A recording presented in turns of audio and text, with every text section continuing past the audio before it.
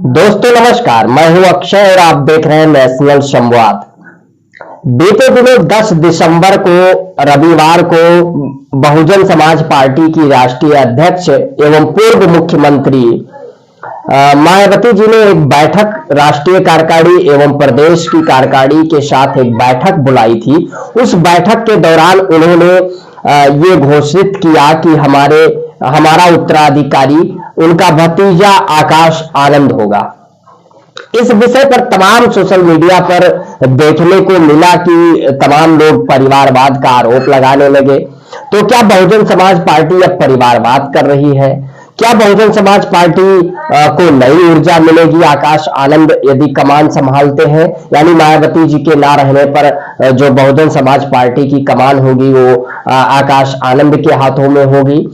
क्या बहुजन मायावती जी परिवारवाद पर आ गई है? इस सारे विषयों पर मैं संक्षिप्त चर्चा करने के लिए आप सभी के समक्ष हाजिर हूं। सबसे पहले मैं एक ट्वीट पढ़ना चाहूंगा जो कि आजाद समाज पार्टी के राष्ट्रीय अध्यक्ष चंद्रशेखर आजाद ने लिखा है। मान्यवर कांशीराम जी ने जब इस पार्टी की नींव 14 अप्रैल 1984 को रखी भी तो उन्होंने फैसला किया था कि यदि मुझे निस्वार्थ भाव से राजनीति में कुछ करना है तो अपने परिवार और रिश्ते नातों को राजनीति से दूर रखना होगा।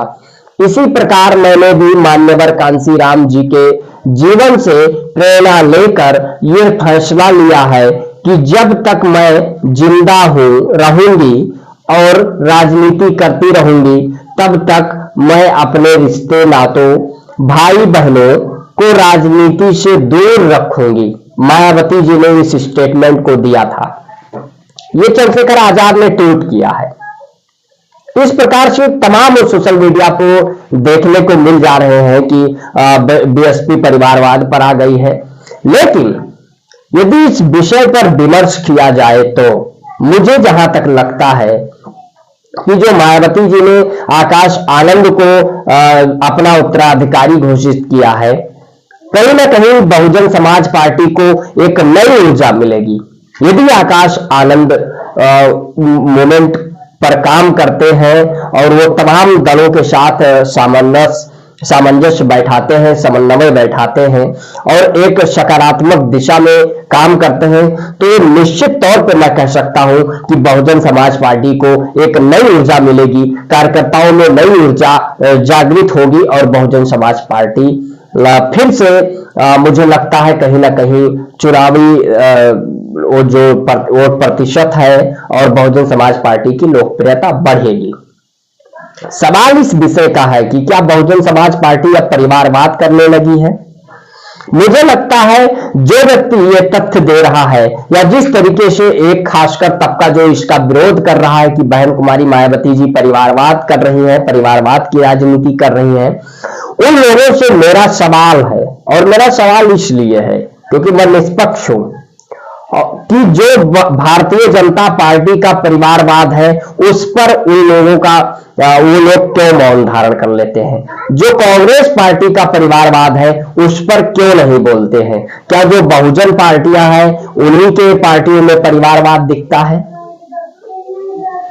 भारतीय जनता पार्टी में राजनाथ सिंह हो, उनके बेटे विधायक हैं, अमित शाह जी हैं, गृह मंत्री हैं जो भाजपा के पूर्व राष्ट्रीय अध्यक्ष रहे हैं, उनका बेटा जय शाह कौन सी योग्यता है कि बीसीसीआई के अध्यक्ष रहे हैं। और हम ब्रिजभूषण शरण सिंह को देख लीजिए, वो स्वयं सांसद है, उनकी पत्नी सांसद रही है, उनका लड़का वर्तमान में विधायक है, उनका दूसरा लड़का ब्लॉक प्रमुख है। इस तरीके से बीजेपी का जो परिवारवाद है या कांग्रेस पार्टी का जो परिवारवाद है इस पर सवाल क्यों नहीं?